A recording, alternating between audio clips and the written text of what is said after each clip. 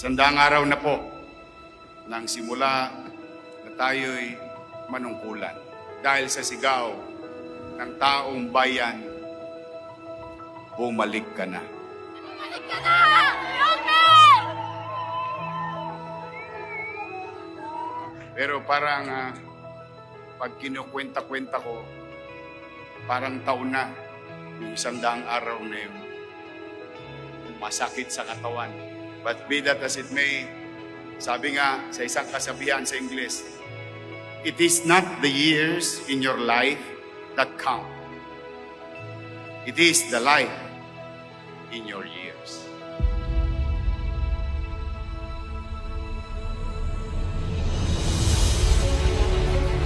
Fulfill the directive of our Honorable Mayor, which is to provide the minimum basic needs of our fellow Manileños. Health, education, housing, and employment. And to drive our mission of making Manila great again.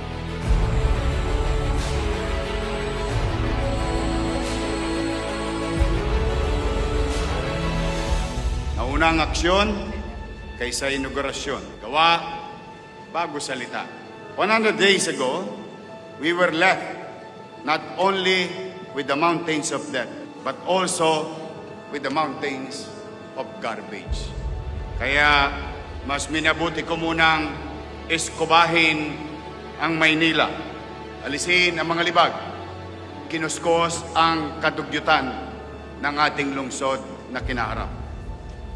Hindi po yan one-day gimmick, pero whole year program.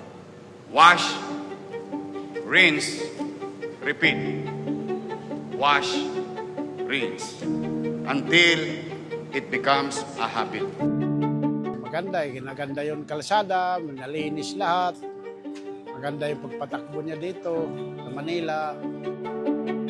Hinakot lahat dahil ang gusto ko, gumising kayo sa bagong administrasyon na parang walang nangyaring dumi ng nakaraan.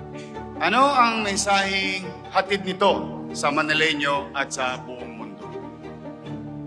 May gobyerno na sa lungsod ng Maynila. Loobin nawa ng Diyos na magtagumpay tayo. Is it gonna be easy with the fiscal situation? What matters most today is that there will be direction. May pupuntahan na tayo. In my own little way, sa maliit kong kaparaanan, bagamat marami pa tayong susuungin na suliranin, marami pang fiscal engineering ang ating gagawin. Marami pang pagtatagpi-tagpi na mga nasira. Pumanatag kayo. Hindi ko sasayangin ang araw na pinagkaloob niyo sa akin today o sa araw na ito. Pipilitin kong mag-inam at maging epesyente sa darating na 1,000 araw ng buhay natin.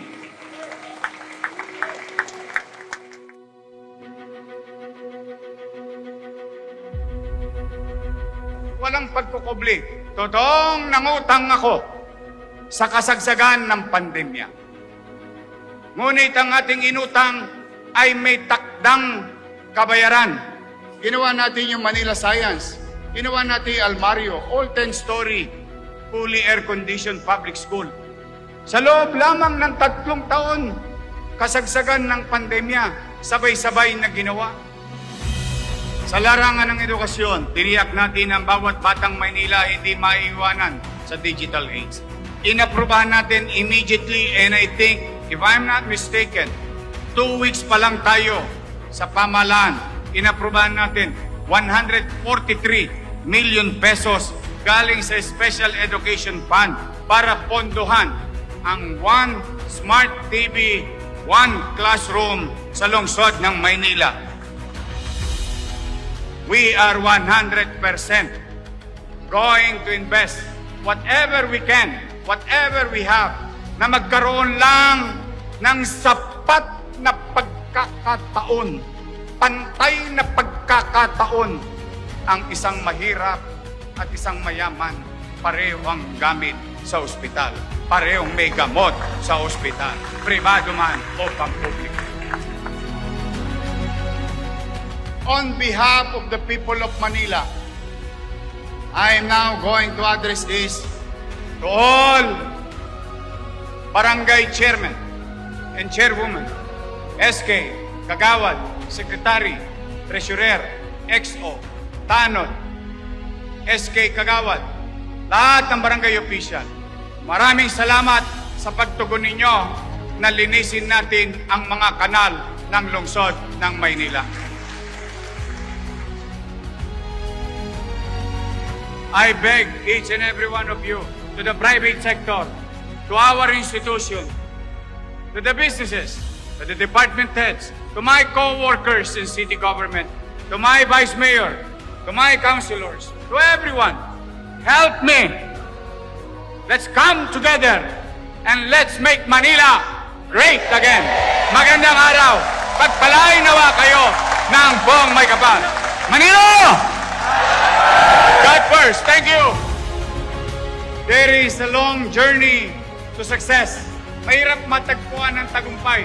Ang dami kong bakokang alaala ng aking pagkakadapa bago ko natuntungan ang lamesang ito. The road to victory is not easy, but it is not impossible. We may fail from time to time, and I may, and some of us may, but we will not fail moving forward.